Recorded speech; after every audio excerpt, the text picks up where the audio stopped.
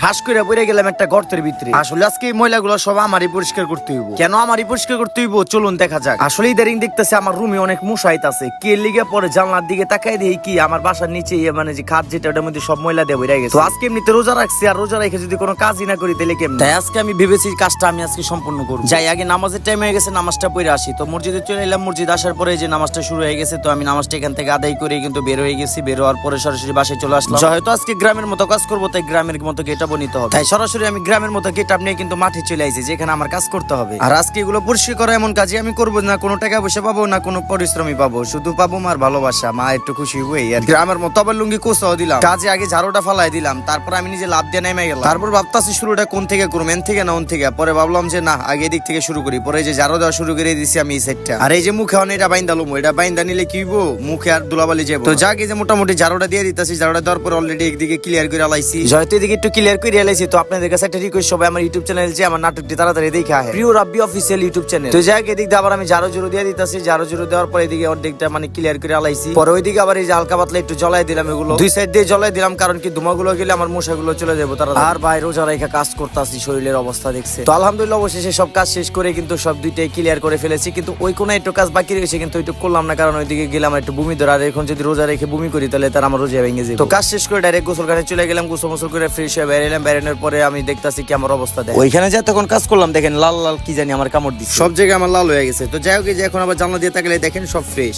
বাবা রে।